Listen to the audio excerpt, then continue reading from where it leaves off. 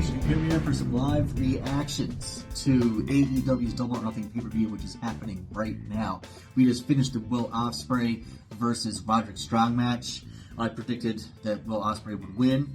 This was a fantastic match. It was hard-hitting. Both people were just on top of their game. Roderick Strong looked awesome.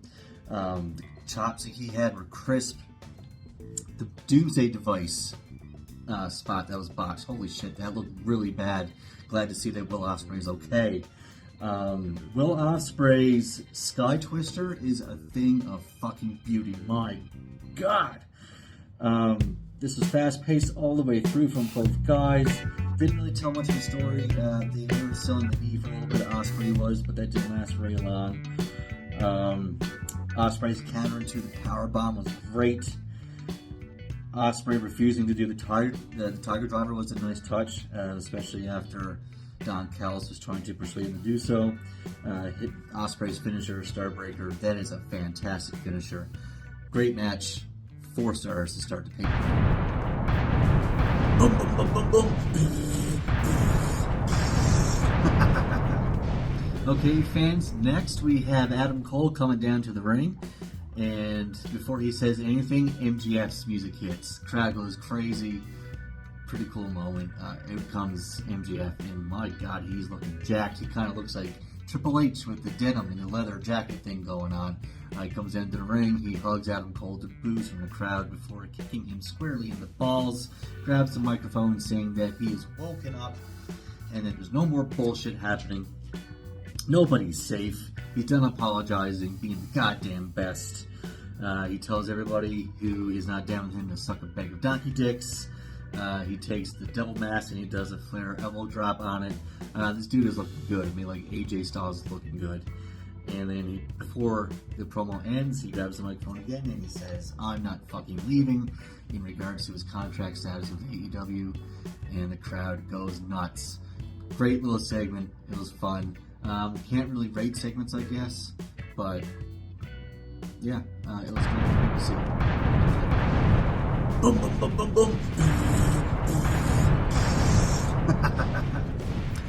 Next, we have the Bang Bang Gang versus the Death Triangle for the Trios Championships, and everybody in the match looked pretty good, I gotta say. Phoenix looked really good. There's a lot of cool high-flying moves throughout the match. It was pretty stiff. Pac, he took that DDT and he was contorted and twitching and stuff. I actually thought he was hurt. That looked brutal. I like the fact that Jay White continued to target the neck afterwards too and throughout the match. The Guns look like future stars, man. Their athleticism is off the charts. The big takeaway from this match, of course, was the return of Juice Robinson as he returned to help the heels retain the championships. Not much in terms of storyline advancement in all this. Just felt like a filler match. The action was solid from bell to bell. 2.5 stars. Next, we have Serena Deeb versus Timeless Toni Storm.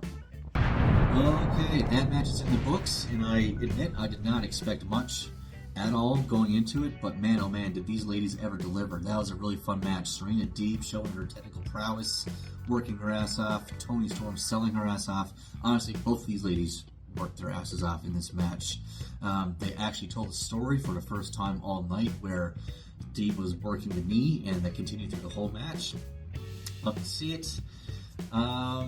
Yeah, we get to see some unique stuff like Toni Storm biting the bottom rope to break the hold.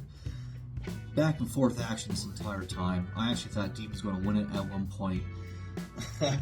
It's a great match. I think, unfortunately, Serena is going to be stuck in that Natalia-like role for AEW, where she's going to be expected to put off a good performance, but put the opponent over like she did tonight. But, man, great finish also. The Paul driver off the second rope. Are you kidding me? Awesome match. 3.5 stars. Next, we have Trent Beretta and Orange Cassidy. Trent Beretta versus Orange Cassidy. I wasn't expecting much before the pay-per-view started, and I was correct. This was not a very good match. It was slow and prodding. Started off with some brawling back and forth punches. Beretta would get the upper hand by going for the throat. He would stay in charge of the match for the most part. Orange Cassidy was, again, no selling high impact moves, which pissed me off. Also, putting your hands in your pockets and allowing your opponent to beat the shit out of you, that's fucking stupid. Orange Cassidy is a great talent, but the character is just not my cup of tea. The pile driver in the ring apron was pretty cool, and they did have some decent sequencing towards the end. But it would be Orange Cassidy getting the win when Trent Beretta was going for a Go-Go Plata submission. Orange Cassidy would flip him over on his back and get the 1-2-3. Post-match, Trent Beretta says that he quits and he would leave through the audience. So it looks like he has quit AEW storyline-wise, and Orange Cassidy moves on to his next story. Not a very good match. Outside of a couple, spots, a spot here and there, just wasn't that good. I had to give it 1.5 stars, and I'm being generous. Next match, hopefully is better, is Jericho versus Shibata. Okay, FTW Championship, Triple Threat rules. The match started out with everybody going after each other. It would spill to the outside. Eventually, everybody would make their way back into the ring, where Jericho would hold a big bag of what we thought would be thumbtacks, but it turns out to be dice. He throws the dice all over the canvas. They're all taking suplexes and being dropped on the dice. It just looks unnecessarily brutal. Fuck, the thumbtacks might be even better. Who knows? There was a botched Death Valley driver where Jericho was on the table, and Shibata was on the top rope with Hook, but they're driving through, but it didn't work out, and it just looked brutal. They kind of just slid off Jericho, and Shibata's actually lucky he didn't break his neck. There was a really good spot with Big Bill coming in to interfere on Jericho's behalf, going through a table. Hook would suplex him off the apron, like Northern Light suplex him off the apron through the table to the outside. That storyline with Jericho afterwards, as he's going to be part of that learning tree storyline. This should be interesting. Big Bill looks good, and he is good. Finish saw Bryan Keith as the bounty hunter interfering on behalf of Jericho, and Jericho gets the pin over Shibata. This was an okay match. Nothing special, nothing memorable. I said Big Bill looked good, the table spot was cool. Besides that, meh. Give this, I'm being generous here, 2 stars. Next, who do we have? Oh, we have Takeshita. Takeshita versus Jon Moxley in the New Japan World League. Moxley versus Takeshita is now in the books. Moxley, he came out heavily taped around the shoulder. That was the story of the match. Takeshita was working the shoulder during the whole thing. That arm wringer on the outside of the ring onto the ring apron, that looked fucking brutal. It actually looked like Moxley separated his shoulder there for a second. Cool spot. This was a managed pace. It wasn't fast, wasn't slow. They had some stiff shots in there. Moxley hit a nice suicide dive. The paradigm shift was nice, the one that he caught him in midair. This was your typical non-hardcore Moxley match. Almost felt WWE-ish in a way. Takeshita got a beautiful brainbuster. Moxley wins in a decent match. Just a meh. A little bit better than meh. I give it 2 3/4. So it was enjoyable, but I'm not going back and watch this afterwards. Not bad. Okay, folks, next on the list was Adam Copeland versus Malakai Black in a barbed wire steel cage match for the TNT Championship. I didn't know what to expect heading into this match, but man, oh man, I am very pleasantly pleased by what I just saw. There's a lot to go over, so let's get into it. Edge came out with the Brood entrance, coming up through the stage with the fire. Pretty cool. The action started off fast and furious. We get some Brood chants from the crowd. The barbed wire is in play right away. Malakai Black is split wide open. Copeland keeps avoiding the wire until he can't. Both men are bleeding. Black takes charge with a kick to the head, which allows Black to grab a barbed wire bat. You sick fuck chants from the crowd. The pace is slowed down a little bit until a sunset flip powerbomb through the table. Edge wraps Black and barbed wire around the table. Copeland climbs the top of the cage and delivers an elbow from the top. Holy fucking shit, what a spot. Black kicks Copeland to the outside of the ring through the door of the cage. When they're outside, Copeland spears Black. The House of Black comes out. And, oh my god, they're on Edge's side. Psych! They're not. They're actually still on Black's side. And they attack Edge, bring him to the ring, and they wrap him up in barbed wire, including around his head like a crown of thorns, like Jesus Christ. And then all of a sudden, the lights go black and red, and Gangrel comes up through the ring. Fucking Gangrel! And he cleans house. Adam Copeland spears Black, wraps his head in barbed wire, puts on a crippler crossface. Black passes out. Edge wins, or Adam Copeland. What a great, violent, bloody match. I mean, Malakai Black was bleeding a lot. This is fun. 4 stars. Gotta say. Great match. Yeah, just great job. Great job. Great to see Gangrel. Yeah, it'll be interesting to see where the story goes from here. I decided to do a quick little video here before the match actually starts. Mercedes Moné versus Willow Nightingale, the TBS Championship, the Total Bullshit Championship as I call it. Sasha Banks really had a promo before the match started where she's comparing herself to Amelia Earhart and Rosa Parks and other great women of history. Fuck her. Her entrance is like a rave meets New Orleans. I don't get it. She looks like Asuka in her costume and what she's wearing tonight, but she just can't pull off that look. She looks fucking stupid. Next, we have Fat Bailey, aka Willow Nightingale, coming out. Oh god, this match is gonna suck. Okay, the match is over. Was it as bad as I thought it was going to be? Well, let's see.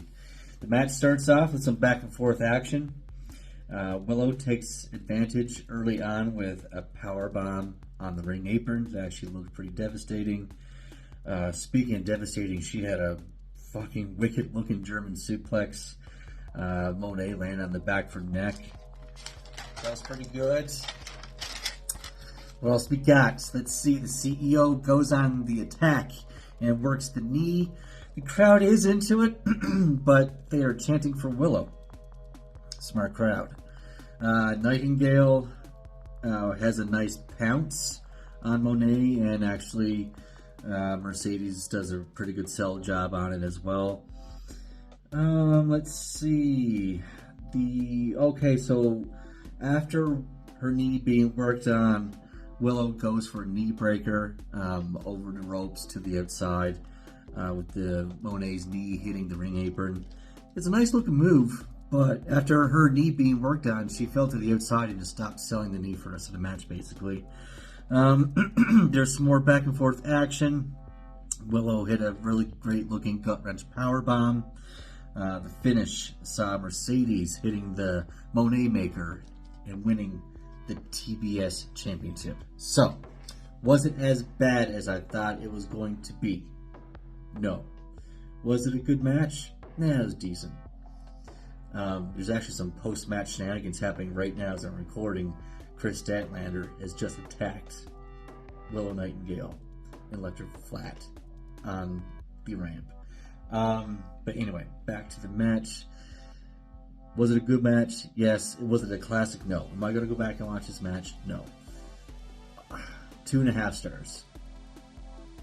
Post-match shenanigans. See where that leads.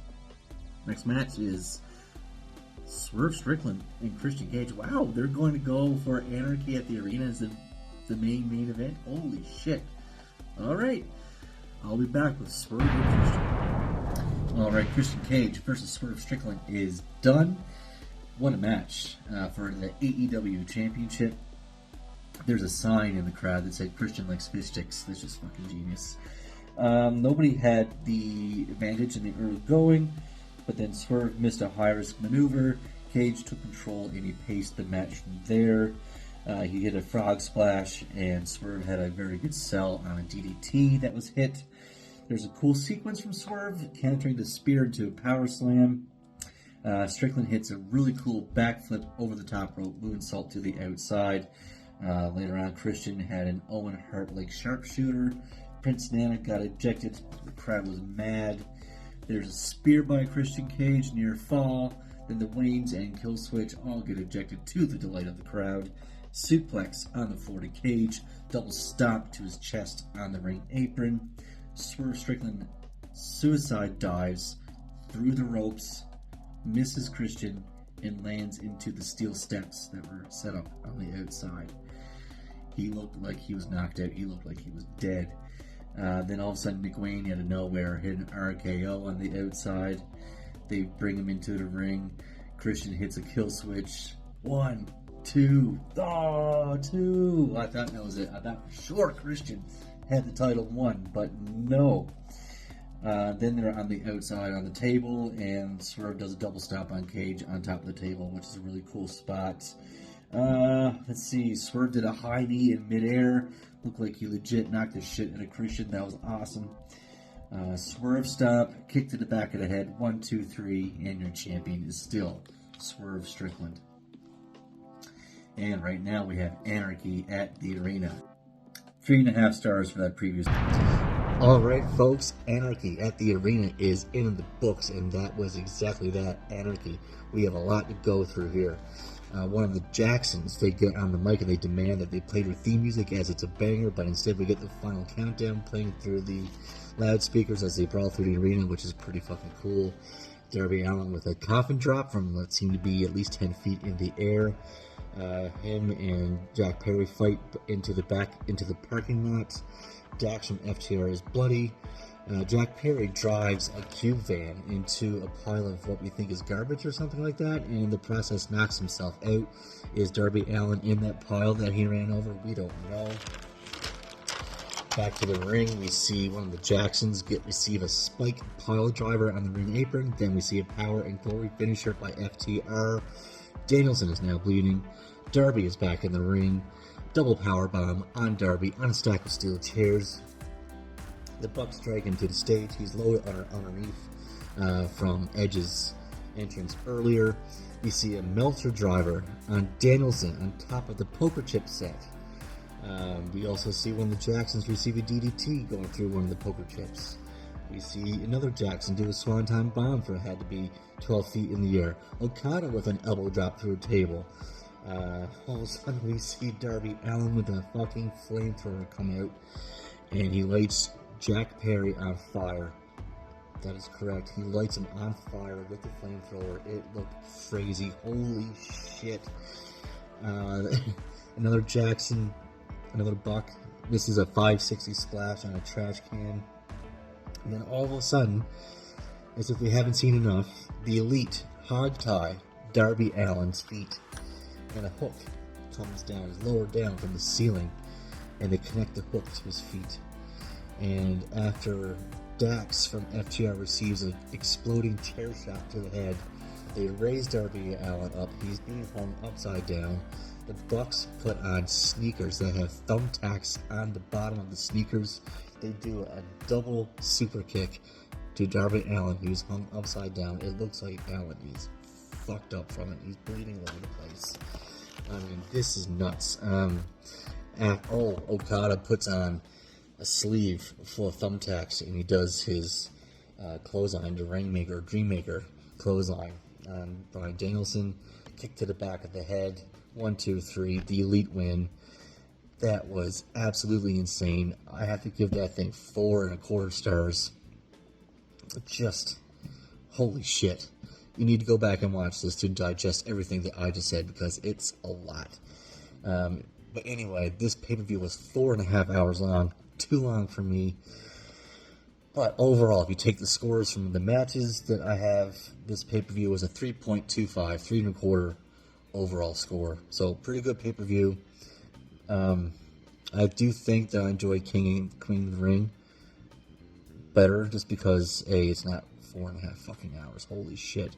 But just 5 matches, match quality was good. This here had some filler, but it also had some great stuff. So yeah, pretty good pay-per-view overall. Hope you enjoyed my live reactions and review. Leave your comments. Leave what you think. Leave your match ratings in the comments. See you soon. Wrestling fans, if you liked what you saw in this video, please go to our Patreon account. Link is here at the bottom of the screen. For only $3 US a month, you can get our full episodes as they're released early. You can see extra content not seen on our YouTube and TikTok channels, and a whole lot more. Thank you.